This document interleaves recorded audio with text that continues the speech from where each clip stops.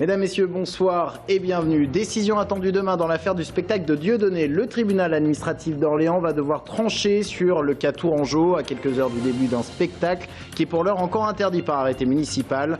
2 recours ont été examinés aujourd'hui.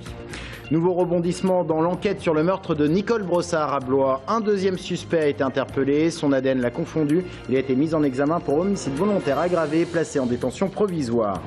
La fronde dans le Loir-et-Cher contre la réforme cantonale et le redécoupage des cantons. À la tête de la fronde, Maurice Leroy, le président du Conseil général, il dénonce un redécoupage qui favorise la gauche. L'actualité ce soir, c'est donc une nouvelle fois Dieudonné et son spectacle. L'humoriste pourra-t-il se produire demain soir à Tours? Le sort de Dieudonné est entre les mains du tribunal administratif d'Orléans. Il examinait aujourd'hui 2 recours contre l'arrêté municipal de Tours qui a interdit son spectacle. L'un des avocats de Dieudonné, l'autre d'un Tourangeau qui voulait assister au spectacle. La décision sera rendue demain midi. Sur place, Anaïs Michaud avec Romain Delville. 2 audiences successives sous le regard attentif d'une quarantaine de personnes, dont une quinzaine de journalistes.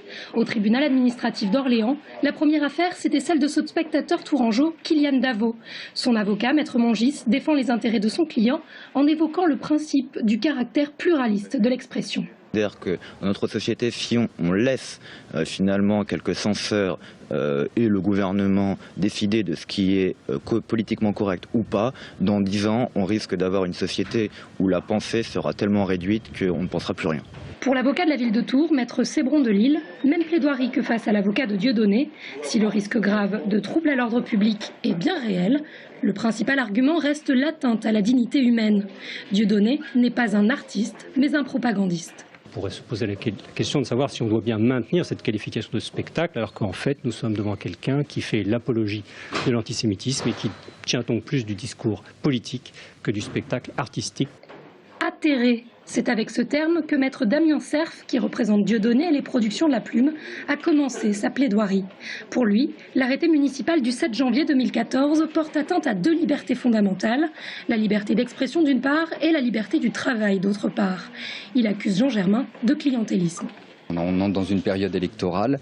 Il paraît très étonnant que depuis Jean Royer, il y ait eu à Tours aucun arrêté portant interdiction d'une manifestation culturelle à Tours et que cette année, dans le cadre des municipales, alors que Jean Germain a été mis en examen pour l'affaire des mariages chinois, ils se mettent à prendre des arrêtés pour interdire ce genre de manifestation. Suite à la décision du juge des référés de Nantes, Maître Mongis et Maître Damien Cerf se disent confiants.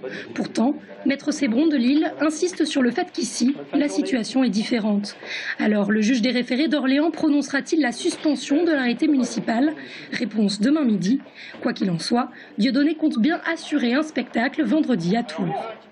Et le Conseil d'État saisi en urgence a donc cassé l'arrêté, la décision du tribunal administratif de Nantes. Le spectacle de Dieudonné ce soir à Nantes est bien interdit. Sur ce plateau, pour réagir, Paul Lévy, le président de la communauté juive de Tours. Bonsoir. Bonsoir. Alors, on va écouter une interview, celle de Kylian Davo. Il s'agit de ce Tourangeau qui souhaitait assister au spectacle de Dieudonné demain et qui a donc attaqué au tribunal administratif l'arrêté municipal. On l'écoute, vous réagissez juste après. À mon niveau très simple, le fait que je voulais voir un humoriste qu'on m'a interdit de voir, mais à un niveau beaucoup plus sérieux et beaucoup plus important, je pense que ce qui se passe aujourd'hui, en fait, c'est une espèce de censure programmée contre un humoriste qui commence à gêner certaines catégories de la population. Et donc on choisit pour faire plaisir à cette partie de la population, de le censurer, de lui interdire de parler. Et je pense que fondamentalement c'est un vrai problème qui va avoir des dérives très graves, puisque dans très peu de temps, avec ce genre de pratique, on arrivera à interdire n'importe quel humoriste qui pourrait déplaire à une fraction quelle qu'elle soit de la population. Kylian Davo qui défend donc la liberté d'expression. C'est d'ailleurs ce qu'a dit le tribunal administratif de Nantes ce matin, quand il a en début d'après-midi, lorsqu'il a cassé l'arrêté préfectoral. Au final, le Conseil d'État a cassé la décision du tribunal administratif, mais quand même, il y a cette question de la liberté d'expression. Que répondez-vous à Kylian Davo? Écoutez, je crois que ce monsieur se trompe. Le racisme, l'antisémitisme ne sont pas des opinions, ce sont des délits. Donc il y a une différence entre une opinion qu'on exprime politique, philosophique, et la haine des autres. La haine des autres, c'est un délit qu'il faut que les lois punissent. Et je crois que c'est ce qui a été fait, qui a été pris en compte au Conseil d'État, qui a cassé l'arrêté du du tribunal administratif, ou la décision du tribunal administratif. Donc concert, spectacle annulé de Dieudonné ce soir à Nantes. Pour Tours, demain, la décision sera rendue demain à midi, mais est-ce que vous pensez que le tribunal administratif de Tours va suivre l'avis du Conseil d'État? Écoutez, la justice fait son travail et je pense que là, il y a une jurisprudence de Nantes qui est mise en place et nous espérons que le tribunal administratif d'Orléans tiendra compte de cette jurisprudence du Conseil d'État pour prendre sa décision en ce qui concerne la représentation de Tours. Il y a quand même une nouveauté, c'est que jusqu'à maintenant, Dieudonné a toujours gagné lorsqu'on lui a interdit de faire des spectacles. Il a été condamné pour ses propos, mais il a pu faire ses spectacles, ou en tout cas, il a obtenu satisfaction en justice. C'est une nouveauté, cette décision du Conseil d'État. Si vous voulez, il y a le débat juridique et le débat politique. Or, nous sommes passés d'un débat juridique, il a perdu 7 fois, à 7 reprises, a été condamné, il ne faut pas l'oublier, pour des propos racistes et antisémites. Et là, nous abordons un débat plus politique où les gens prennent conscience, la population prend conscience qu'il y a maintenant un humour différent. Que s'il ne s'agit pas d'humour et de meeting politique.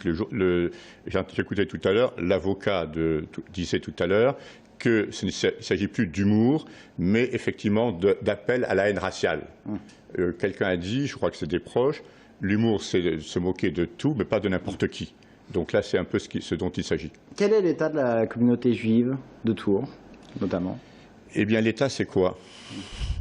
L'état de la situation, nous sommes bien sûr inquiets. Nous sommes bien sûr inquiets de développement de l'antisémitisme, de la libération de la parole antisémite. Et nous espérons que la décision d'Orléans mettra fin, au moins provisoirement, ici à Tours, à la diffusion de ces propos antisémites. Vous serez là demain pour manifester?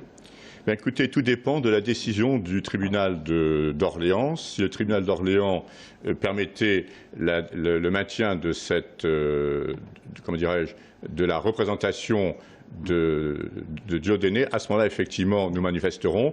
Mais s'il y a interdiction, nous ne manifesterons pas, bien sûr. Alors, Dieudonné interdit à Nantes, mais pour jouer le spectacle du mur, ça veut dire qu'il pourrait venir, me dit-on, jouer un autre spectacle. On verra donc cela. Écoutez, nous verrons ça à ce moment-là. Merci, Paul Lévy, d'être venu sur notre plateau. Dans le reste de l'actualité, ce nouveau rebondissement dans l'enquête sur le meurtre de Nicole Brossard. Cette femme tuée à Blois est retrouvée au printemps 2011 dans son coffre de voiture, dans un garage. L'enquête avait d'abord piétiné. Eh bien, un second suspect a été interpellé. Il a été confondu par son ADN et mis en examen. Aurélie Renaud.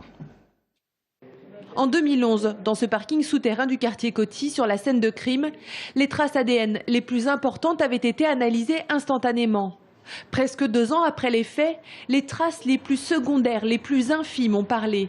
On y retrouve l'empreinte génétique d'un Blésois de 41 ans, un certain Aziz. Déféré fin décembre au parquet de Blois, l'homme a été mis en examen pour homicide volontaire aggravé. Il est aujourd'hui en détention à la maison d'arrêt de Blois. Avec ce second suspect, l'enquête connaît une avancée majeure, le premier ayant été interpellé en juin dernier.